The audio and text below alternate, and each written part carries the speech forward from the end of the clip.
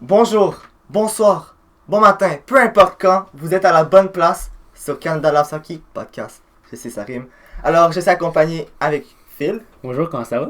Ça va super bien. Alors, commence par te présenter au visionneur de cette vidéo. Alors, moi, je suis un YouTuber qui fait des vidéos de compilation de hockey majoritairement sur le Canadien de Montréal parce que c'est l'équipe qui me passionne depuis ma tendre enfance et j'essaie de transférer ça, ma passion, à travers mes vidéos. Oui. Et présente ta chaîne toi aussi. Donc, moi, ma passion, c'est le hockey, évidemment. Mon équipe préférée, les Canadiens de Montréal. Donc, j'ai évidemment fait des vidéos au montage pour transmettre cette passion aux visionneurs des vidéos que j'ai faites. Ça a plutôt bien marché. Et j'en suis quand même fier, puisque c'est un sport qui m'apporte beaucoup d'émotions. Alors, c'est pour ça que j'ai créé justement ma chaîne, justement toi aussi. C'est ça. Alors, Tout à nos fait. chaînes seront en description. Un peu de pub fait pas de mal. Donc, ce podcast, justement, va vous transmettre de l'information en nous faisant parler de notre passion. Donc, nous allons commencer par parler du championnat mondial junior qui se déroule présentement, donc de Team Canada et des autres équipes dans le championnat comme la Russie, les États-Unis, l'Allemagne, L'Afghanistan. l'Afghanistan, non, le Kazakhstan, oui. Kazakhstan, désolé. On voit que j'ai pas l'habitude de le prononcer. Alors, on va aussi faire un bilan de mi-saison avec les équipes qui nous surprennent et Oui. qui nous déçoivent en réalité. Ouais. Et on fait l'analyse du classement de ces équipes-là. Oui, justement. Comme le Lightning ou les Kings, justement, c'est une équipe qu'on s'attendait soit mauvaise. Tout à fait. Alors, nous portons justement la marchandise pour parler des équipes que nous allons surtout parler dans ce podcast. Tout à fait. Donc, ça sera notre 5e point que nous allons aborder. Ça sera au feeling. Nous allons parler des sujets qui nous passionnent. Cole Caulfield, Domi, Kotkaniemi ou autre. Peu importe. C'est parti. Donc, nous allons parler maintenant de Team Canada. Oui, Team Canada. Ils ont subi une très lourde perte avec la blessure au bas du corps d'Alexis Lafrenière.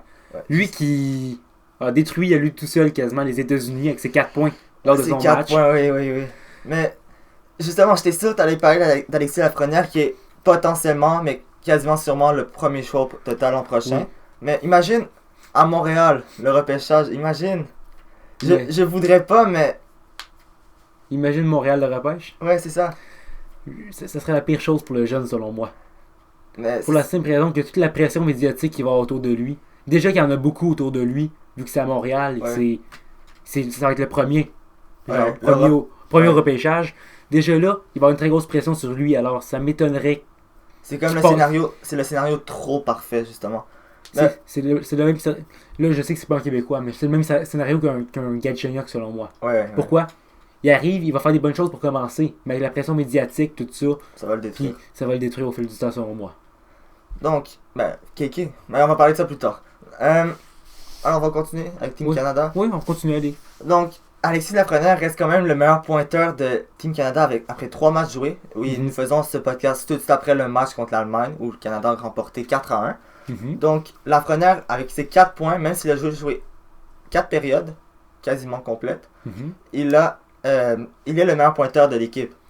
Est-ce que ça montre que c'est vraiment le meilleur joueur de l'équipe présentement? Ça, je le crois fortement. Ouais, Alexis Lafrenière, c'est une pièce importante. La défaite 6-0 le montre. Mais il perdait déjà 3-0 quand même. Oui.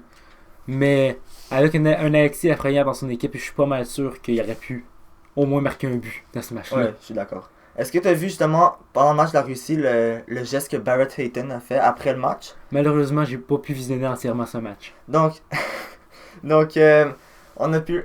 Je sais pas, tu l'as pas vu, mais à la fin, c'était les hymnes nationaux. Quand la Russie a remporté, il y a les hymnes nationaux de la Russie. Et t'avais Barrett Hayton, il a pas enlevé son masque, il a décidé de son casque, il a décidé de le garder sur la tête. Le capitaine russe était assez fâché sur Barrett Hayton, il est allé se plaindre aux arbitres, les arbitres ne pouvaient rien faire. Mhm. Et lorsqu'il y a eu le moment pour serrer la poignée de main après le match, Mhm. mais les joueurs russes n'ont pas serré la main de Barrett Hayton. Moi, j'ai le goût de dire que c'est un geste cherché. C'est un geste. C'est un geste cherché que la conséquence qu'il y a eu par la suite a été méritée. Mais Barrett Hayton reste quand même le capitaine de. Oui. Il a pas de- monté, il a monté aucunement l'exemple, ça je le sais. Mais après une autre défaite de 6-0, je peux comprendre en partie la frustration qu'il y a là. Je suis en train de chercher ce qu'il a dit après le match. Donc c'est ça. Donc après le match, il a dit justement qu'il s'excusait de ne pas avoir enlevé son casque lors de les nationales russes. Il a dit que ce n'était pas voulu. Et personnellement, je pense qu'il avait pensé un peu. Selon moi, c'est pas digne d'un capitaine. Ouais, les émotions l'ont pris le dessus sur lui, justement. Donc, il a dit qu'il était était perdu dans ses pensées. Il essayait de remémorer comment il aurait pu changer l'allure de la rencontre parce que c'est quand même une défaite 6-0. Donc, ça, I was lost in the moment, comme il a dit. Il a aussi dit que les Russes ont joué une excellente partie, qu'il n'enlève rien aux Russes et il trouve ça dommage que le match n'est pas vu comme la performance des Russes, mais comme son erreur que lui il a commis après le match. C'est un très bon point de vue. D'après moi, c'est des mots qui... Les mots ne peuvent pas remplacer les gestes. L'action qu'il a fait, c'est quand même très irrespectueux. Ça démontre... Ça démontre pas une très belle éthique sportive, on pourrait dire. Mais pas juste envers lui, envers Barrett Hayton, mais envers le Canada. C'est le capitaine, c'est lui qui démontre l'exemple à l'extérieur. Tout à fait. Il y a un rôle aussi important que les assistants. Ou peut-être même encore plus important en tant que capitaine. Alors, il se doit montrer l'exemple. Surtout que il me semble que c'est le joueur le plus âgé. Oui, je suis pas mal sûr. De l'équipe canadienne junior. À moins qu'il y ait Joe Veleno aussi. Ouais, Joe Veleno, ça se peut très bien. Oui, parce que je crois que c'est sa 3e participation au championnat du monde junior Veleno. Oui, Joe Veleno, justement, il a monté dans les juniors plus tôt que d'habitude à cause que l'exception. Ben, parlons un peu de lui. Lui qui est décevant présentement. Ben, il a été suspendu un match, aussi pour son coup qu'il a commis avec son casque, avec sa tête. Mais il a quand même une passe en 2 matchs, c'est pas le meilleur rendement, mais ils se sont fait blanchir un match. On s'attend de plus de Joe Veleno. À un moment donné, il était vu comme le potentiel numéro 1 au repêchage. Il a chuté jusqu'à la 30e position, je pense. La question, c'est est-ce qu'il va donner un flop? Un flop? Un flop de Détroit, je pense. Ouais, Détroit. Détroit, c'est ça. Déjà que Détroit va pas bien. Alors, mais Détroit, c'est une reconstruction, c'est normal. Oui, mais est-ce que Joe Veleno va être encore un autre flop parmi les flops de Détroit? Détroit, ils ont Zadina, ils ont Veleno, ils ont Cholowski. C'est leur futur. Ils ont Hronek aussi. C'est le futur qui s'en vient. Est-ce que Veleno sera capable d'être un Patrice Bergeron comme il était vu avant? Selon moi, non. Non, Bergeron, c'est... Il va finir, selon moi, un centre numéro 2, peut-être 3. Un bon centre 2-3, gros maximum. Mais je pense pas que c'est un flop. Je pense que c'est les gens l'ont vu trop bon pour ce qu'il était vraiment. Parce que... D'après moi, il était bien entouré. Parce que... Ouais, c'est sûr. Mais je pense qu'il y a seulement eu 5 joueurs qui ont eu une permission spéciale de monter dans les juniors un an plus tôt, donc à 15 ans. Je pense qu'il y avait McDavid, Tavares... 3 autres joueurs, je ne viens pas à l'esprit. Possible Crosby. Je suis pas sûr. Mais il est un des 5 joueurs qui a été accepté de monter plus haut. Même Alexis Lafrenière, je pense même pas qu'il a... Non, il l'a même pas eu. Il a commencé à 16 ans avec le Scénic. Donc justement, il était assez mature pour se rendre dans les juniors. Il était pas assez... Il était bon, c'est sûr. Il était prêt physiquement, puis il était prêt niveau talent. Ouais, mentalement aussi, parce que c'est quand même un sacrifice que tu fais. Donc je pense pas que c'est vraiment... On l'a vu meilleur pour ce qu'il était, par cause qu'il a été accepté un an plus tôt. Mais s'il était repêché normalement, est-ce qu'il aurait été vu comme un potentiel numéro 1? Peut-être. Mais même encore là, seul, on va pas modifier les événements qui sont passés. Alors, on pourrait pas savoir ce qui serait passé en réalité. Mais en vrai, je suis quand même surpris qu'il n'a pas été repêché au 2e tour, dernier repêchage. Ça a montré quand même que les Red Wings le voient. Steve Yzerman voit un potentiel en lui. Donc, mais Steve Yzerman n'était pas là quand il était repêché. C'était l'année de Kotkaniemi. Non, attends. Il était pas là. Il était repêché en 2018. Steve Yzerman n'était pas là. C'était l'an passé qu'il était là. Donc, il y a un potentiel. Est-ce que ça va l'empêcher d'être un bon joueur? Ça m'étonnerait. Je pense pas. Je pense qu'il sera un deuxième. Ça m'étonnerait qu'il sera pas un bon joueur. Il a le potentiel pour l'être présentement. Alors... Si tu regardes Boston, tu as David Krejci. Krejci, c'est pas un centre numéro 1. Non, c'est un centre numéro 2-3, mais ça reste un excellent centre numéro 2-3. Entouré avec les joueurs qui jouent présentement, c'est le mieux qu'il peut faire. Je pense qu'il serait capable d'être mieux. Oui, si on le met avec un partenaire par exemple, oui, c'est sûr qu'il va mieux produire, mais je parle avec des joueurs de calibre de 2e trio. Selon moi, il peut Il fait le travail. Il serait un bon fit. C'est ça, il fait le travail.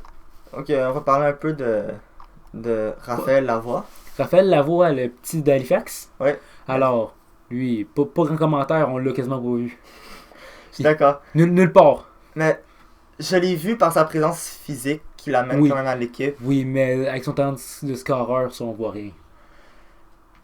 Ça reste quand même un Québécois qui va venir un attaquant de puissance. Oui. Il sera capable de changer un peu les choses. Un agitateur, je sais pas comment on peut le voir. Un attaquant de puissance, c'est la bonne description que je pourrais donner pour lui, mais Ouais, c'est pas grand commentaire, je l'ai pas vraiment vu au niveau des parties que j'ai regardées.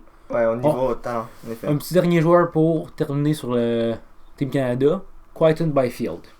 Un futur repêché premier tour en tant que prospect. T'as pensé quoi de ses matchs? C'était assez bon. Je dois l'admettre, il était quand même assez talentueux. Après, il avait l'air quand même calme sur la patinoire, faisait pas trop d'erreurs. Il essayait de jouer son jeu. Évidemment, j'ai pas pu voir le match, tous les matchs en entièreté. C'était les fêtes, on avait d'autres choses à faire.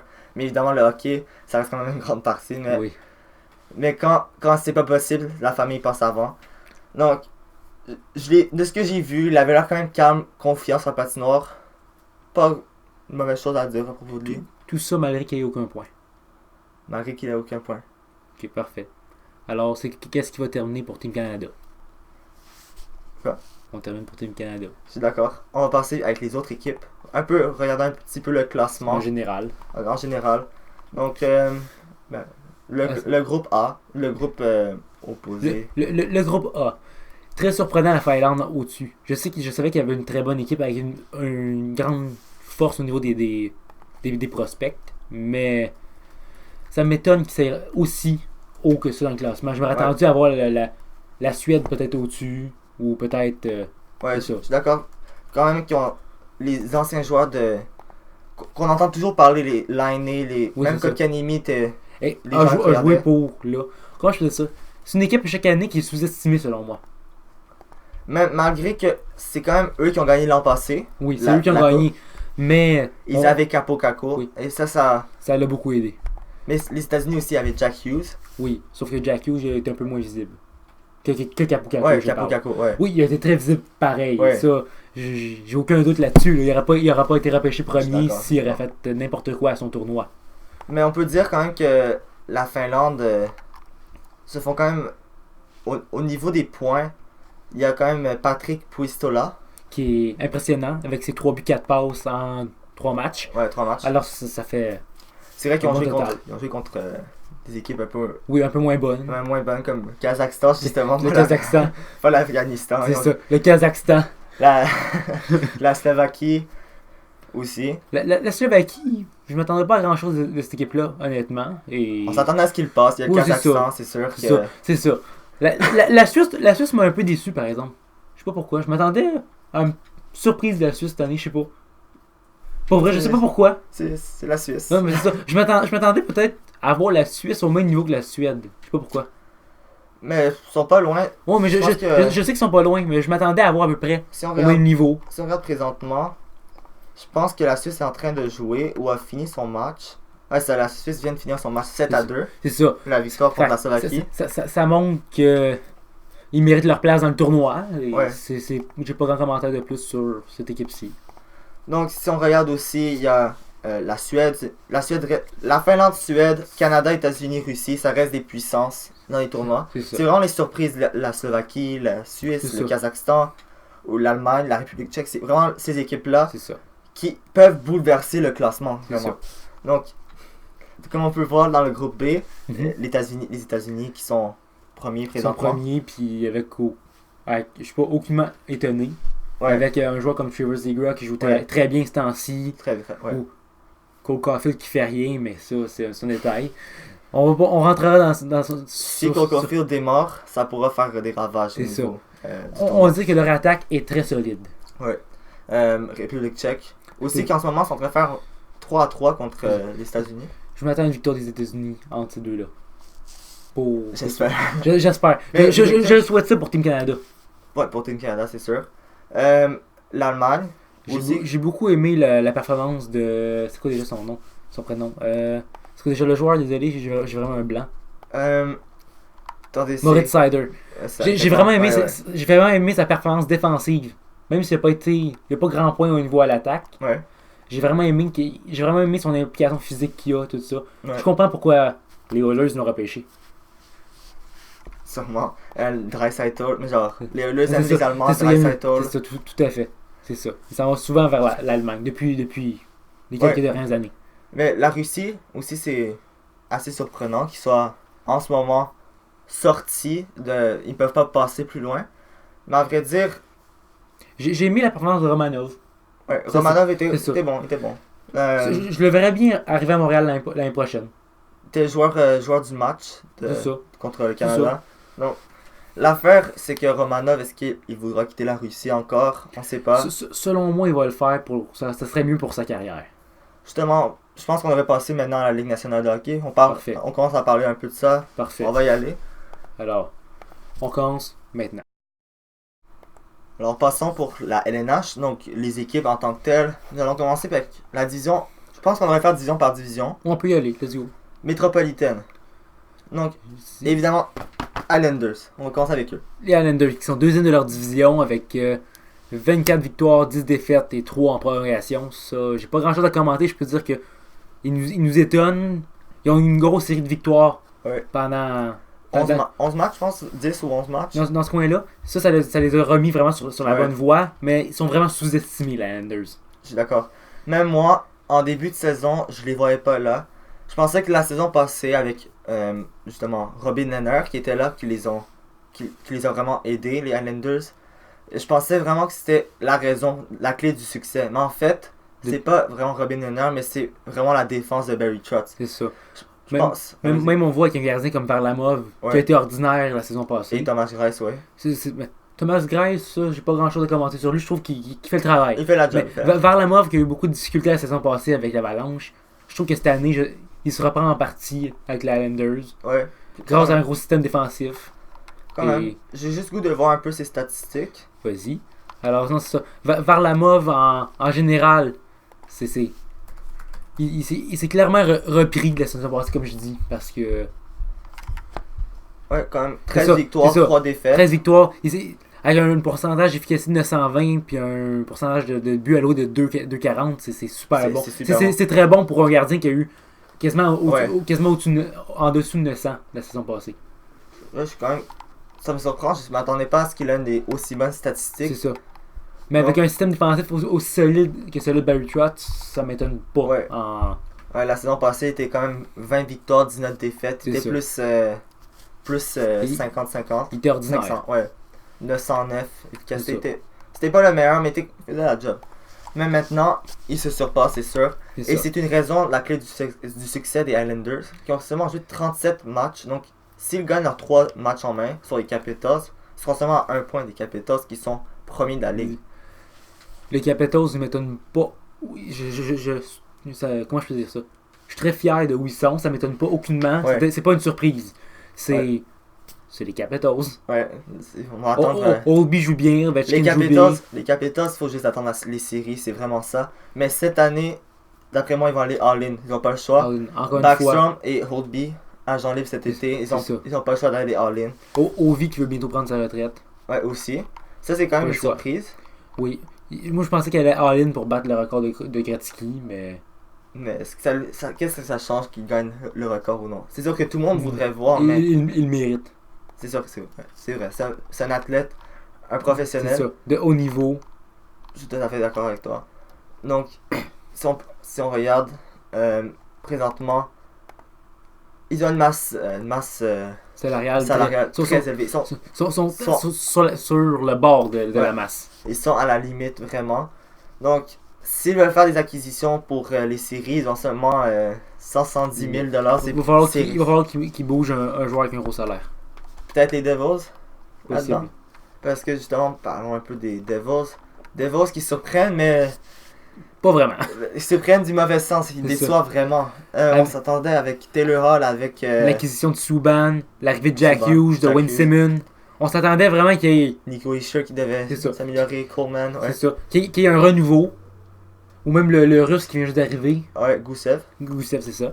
Alors, on s'attendrait qu'il au moins qu'il s'aille en lutte pour les séries, ou proche de là. Ouais, mais Qu'il soit meilleur qu'Ottawa. Mais c'est pas le cas du tout. c'est juste.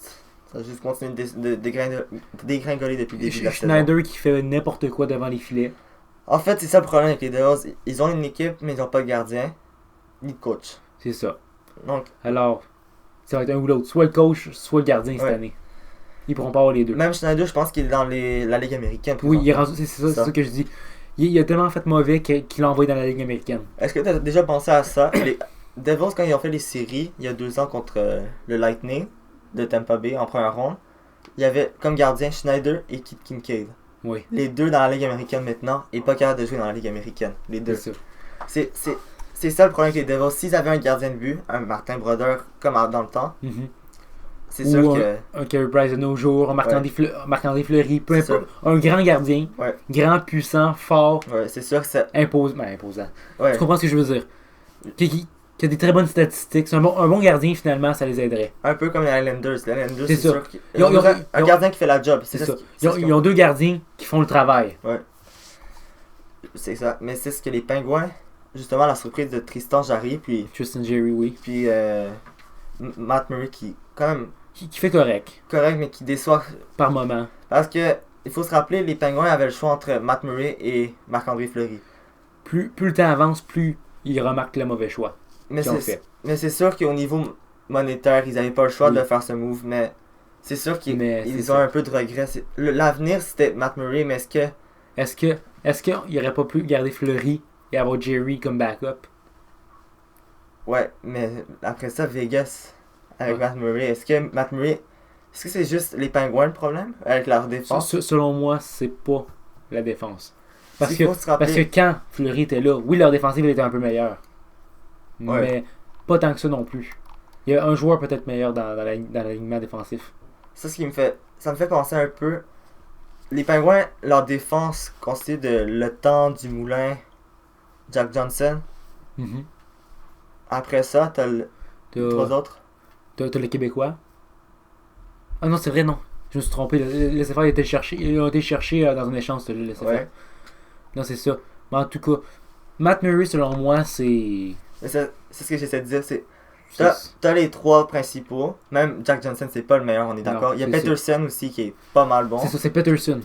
Mais après ça, John Marino, Kevin Chuxman, je suis pas sûr de le dire correctement, Yusso Ricola Ah, et Chad Rubido, c'est des défenseurs qui sont pas C'est du calibre IHL. Un très bon défenseur IHL, mais 7e défenseur, 6e, c'est ça. 5e Qui maximum. ont la misère dans la Ligue nationale par moment. Donc c'est ça l'affaire avec les Pingouins, ils ont pas, Ils n'ont pas de profondeur défensive. mais c'est normal que leur marche salariale puis leur attaque qu'ils possèdent, C'est ça. même Depuis qu'ils ont été chercher Galchenyuk, selon moi, il n'y a rien qui va bien.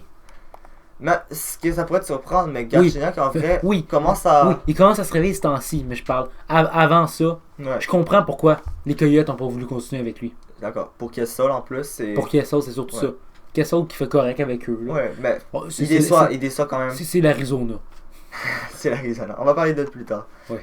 Maintenant, on va parler un peu de l'Atlantique. Donc, Boston, Toronto, Floride. J'ai aucun étonnement Ouais. avec ça. aucune surprise. La surprise, vraiment, c'est juste vous dire, c'est tellement serré. Les Canadiens, hier, étaient 2e de la Et division. tout à coup, c'est rendu Et Toronto.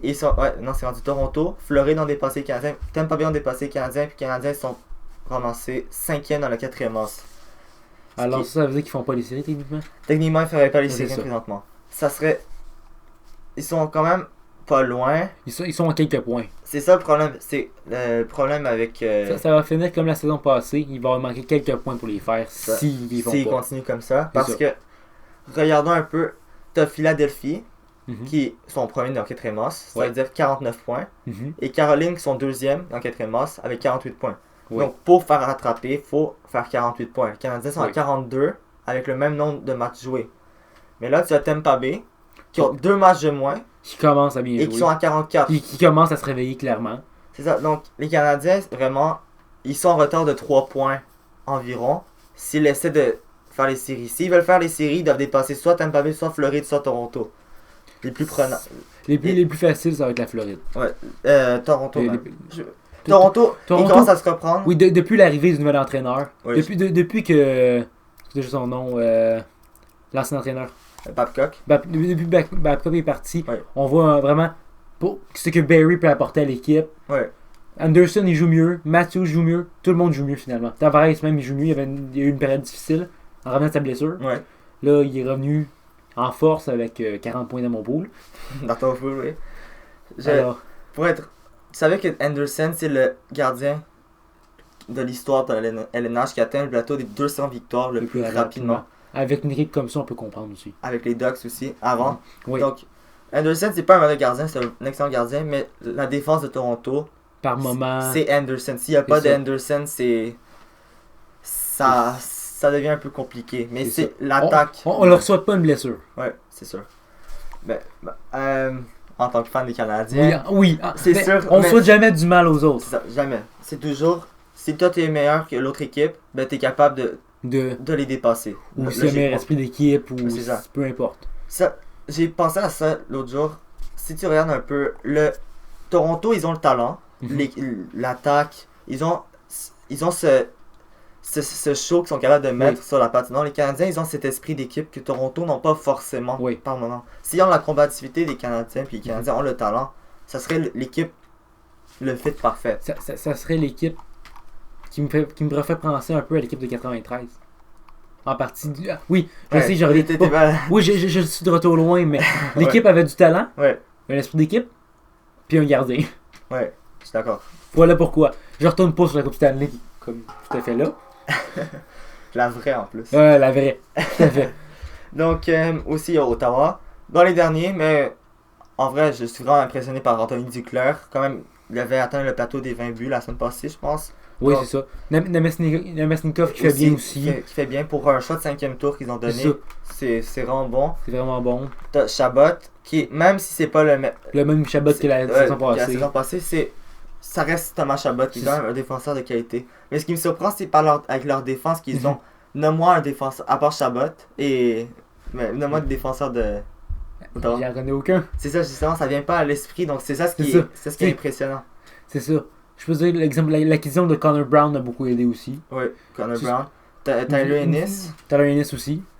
Ah, Qui apporte une certaine stabilité au niveau des vétérans jeunes Ouais. que j'aime beaucoup. Ça fait penser un peu, je sais que c'est pas du tout le même calibre, mais ça fait penser un peu à l'ambiance qu'il y a à Boston. Ouais. Jeune, vieux. Jeune vieux, ouais. Ouais, c'est ça, vraiment un bon équilibre. Ça fait penser à cet équilibre-là. Ils sont en train de bâtir pour le futur. C'est ça, Ils doivent finir dans les derniers, c'est c'est sûr. ça, c'est sûr. Ils vont pas finir dernier, c'est dur à battre Détroit jusqu'à la Oui, mettre. avec 9 victoires puis 28 défaites, c'est très dur à battre. Même les Kings font mieux que Détroit, c'est quand Oui. même. Les Kings cette année ils ressemblent beaucoup à Ottawa, je parle au niveau de leur fiche. Tu sais, au mois de décembre, Détroit avait perdu, je pense, 12 matchs affilés. Puis entre leur première défaite et leur dernière défaite, Mhm. 5 coachs ont été congédiés. Oui. Ça montre à quel point que. Il y a eu un impact.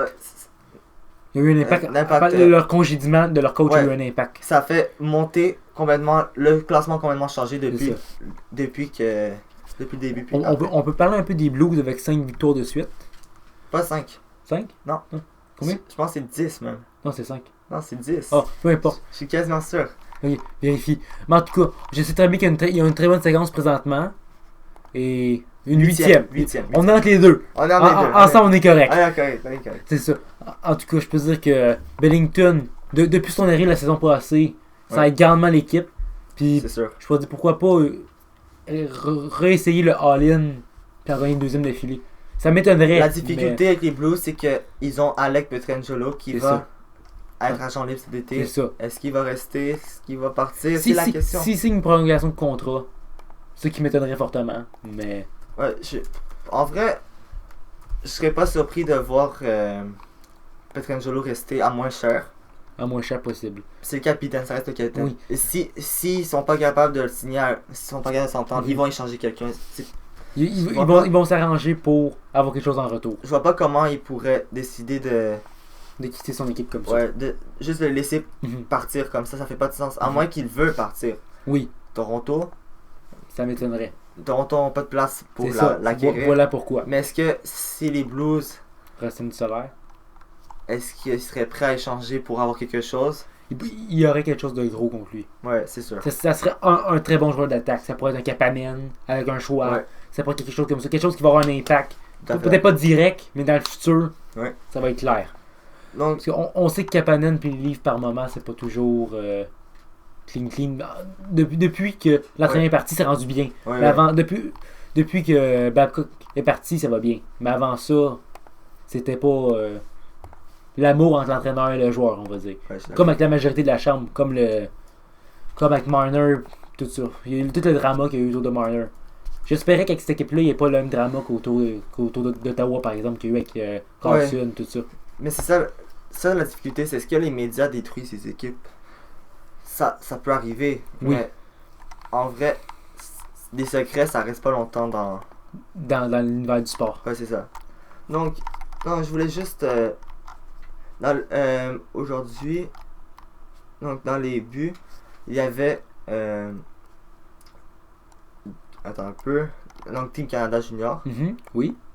Il me semble, ça c'était Joel Hofer qui Ouais. était là aujourd'hui, il me semble. Je crois. Qui était gardien de but des Canadiens. Qui a équipé L'équipe canadienne. Oui. Puis, si il me semble bien, Joel Hofer est un choix des Blues, justement. Qui pourrait prendre la place. Oui, t'as bel et bien raison. C'est ça. Oui, c'est un choix Les des Blues. Blues. Donc, Alors, les Blues, avec leur gardien de but dans le futur, potentiellement, Bennington et Hofer, qui pourrait être très solide. ça pourrait faire... Présentement, il domine sa ligue.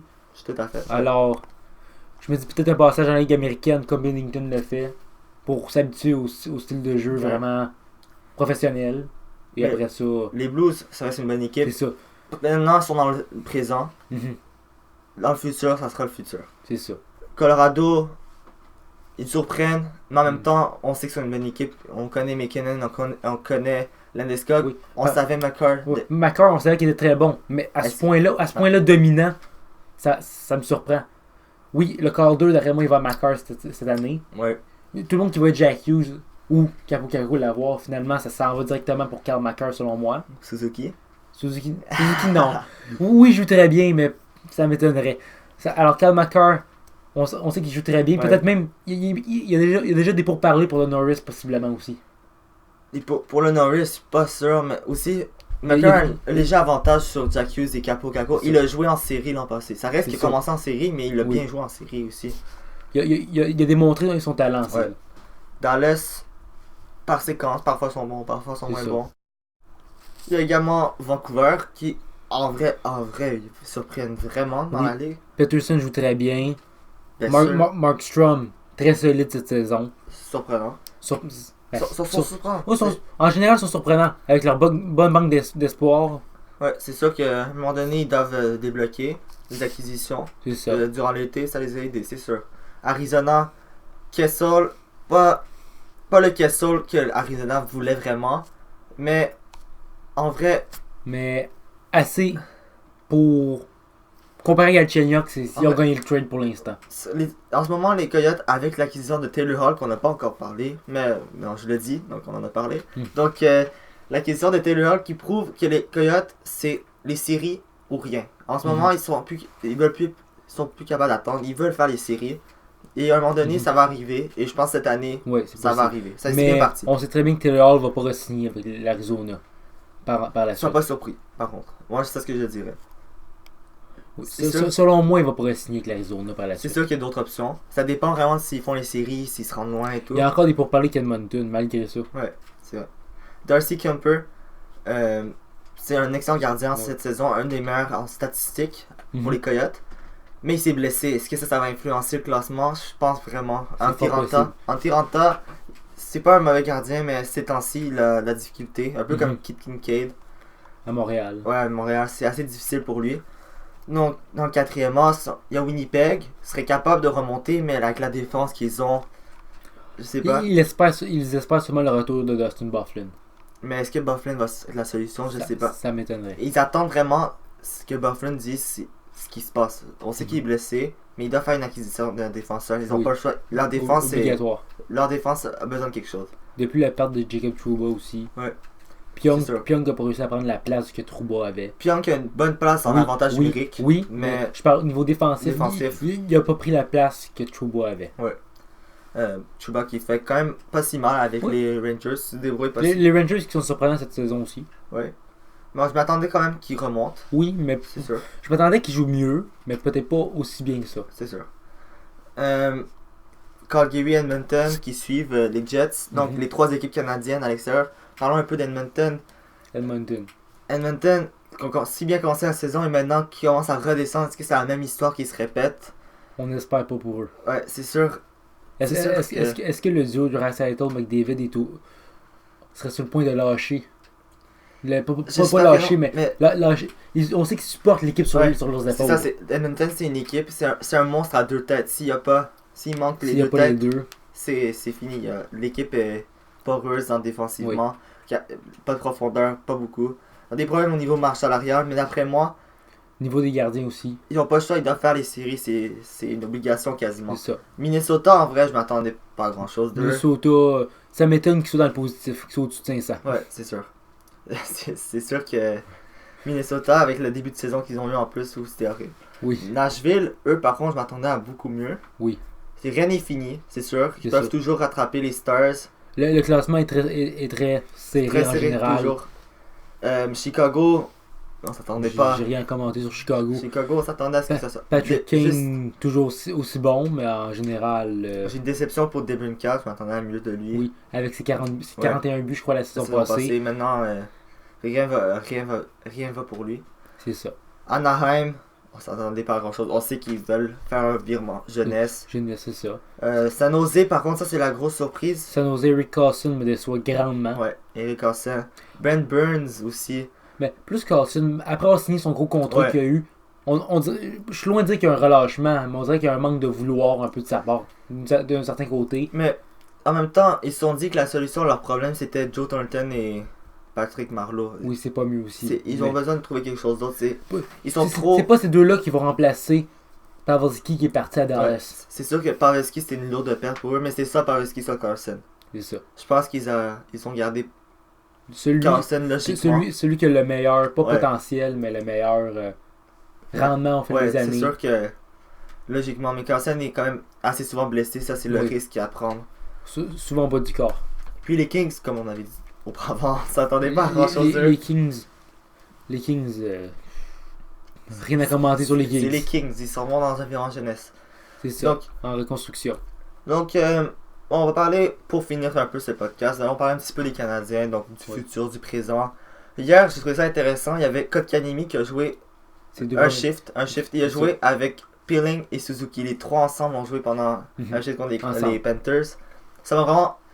Je sais pas, ça m'a donné... Avec, il y avait aussi Mété puis Calfrey qui ont joué un petit peu avec Mhm. ces trois-là. Donc Mhm. ça fait les 5 jeunes de moins de 21 ans de l'équipe qui ont joué ensemble. Ça montre que Claude Julien leur fait confiance. qu'ils s'en vont vers le futur. Oui. Est-ce que ces jeunes-là vont être capables d'amener les Canadiens en série? Non, pas maintenant, plus tard. D'ici 1, 2, peut-être 3 saisons, je suis persuadé Ouais. que ça. Je pense qu'on a besoin, Peeling a besoin d'être un peu plus efficace offensivement. Marquer peut-être Mhm. au début, ça serait utile. Mhm. Mais c'est Mais vrai ça- qu'en jouant avec Nate Thompson et Riley Mhm. Barber, il n'y a pas... Faites-le jouer peut-être avec Byron à son retour, puis un autre joueur. Peut-être que là, ça va Byron aider. ou Drouin. Moi, je verrais bien un trio composé de Drouin-Domi, mais avec à droite Suzuki. Suzuki. Ça serait... C'est Suzuki qui fait très bien Ouais. présentement en passant. Il a eu son premier match de 3 points hier soir contre les Ouais. Panthers. Mais comme il a dit, il aurait préféré avoir la victoire que Oui. les 3 points. Ça, c'est vrai. Mais C'est sûr que là, en ce moment, ça devient difficile. Si les Canadiens continuent à perdre contre des rivaux directs de l'association, de leur division, c'est sûr que ça va pas. Il joue avec le feu. Mais c'est sûr que ils sont capables de marquer 5 buts contre les Panthers, mais ils en laissent 6. Donc, Price là-dedans. ouais, Price aussi. 4 buts contre les Panthers, ils en laissent 5. Je crois que c'est ça, oui. Donc, c'est sûr que Price était un peu nonchalant hier. C'était pas le Price des beaux jours hier. Mais il l'a dit lui-même, il est frais comme une rose. Est-ce qu'on le fait confiance? C'est notre gardien, on n'a pas le choix. Oui. Je pense pas que Charlie Lindgren avait fait mieux. Voulez-vous mettre quelqu'un du nom de Kincaid à sa place? Non, ou Charlie Lindgren, je sais pas. Le seul que j'aurais peut-être aimé voir à sa place ce match-là, c'est Caden Primo. qu'en fait, il commence à faire sa place en tant que backup avec Price, c'est ça. Mais c'est sûr qu'en ce moment, il est dans la Ligue américaine parce que ça lui donne plus de temps de jeu pour le futur. C'est sûr que le développement avant la précipitation. C'est ça. Justement, Cole Caulfield qui a marqué le but gagnant maintenant contre. Sur une passe avec Turcotte. Oui, c'est. En vrai, il a marqué 72 buts la saison passée. Il a été à 0 but après 2 matchs. Troisième match, son premier but. Espérons que ça continue pour lui parce que c'est l'avenir du Canadien. C'est lui, ça va être la solution au niveau du power play, surtout d'après moi. C'est sûr que quand Weber est sorti, il n'y a plus rien du côté droit. À part Tatar qui se débrouille pas si mal ces temps-ci. Suzuki aussi capable de perdre. Suzuki qui est très solide pour ses passes transversales. Sa lecture de jeu est incroyable. Oui. En vrai, Suzuki c'est une recrue oubliée. Oui. Maintenant c'est devenu la recrue qui se fait remarquer. Oui. On dit que personne parlait de Suzuki. Ouais. Tout le monde, Kotkaniemi, Pilling, même Kaden Primo. Fleury un peu. Fleury, ouais, pas tant que ça. Lui aussi qui surprend. C'est ça. Oui. Assez calme. Fait pas trop d'erreurs, mais c'est sûr qu'il est c'est quand même un peu coulac. Je trouve à risque. Parfois il est bon, parfois il peut faire des erreurs. Mais c'est normal. Il est jeune. Mais il est jeune, c'est ça la différence. Moi j'aime le côté physique qu'il apporte. Ouais, c'est sûr. Ouais, c'est vrai. Sa première passe est très bonne. C'est vrai. Je suis tout à fait d'accord. En plus, son snapshot est pas si mal que ça. Ouais. Bon. Il y a des bonnes mains. C'est un bon jeune. J'ai hâte de voir ce que ça va mener avec lui. C'est ça ce qu'on va parler au prochain podcast. Qu'est-ce qui va se passer avec les Canadiens? Ben, ça a été un plaisir de parler avec toi, Phil. La même chose pour moi. J'étais très content de parler avec toi. Alors, on se retrouve bientôt pour un prochain podcast sur Canada Love du Hockey Podcast.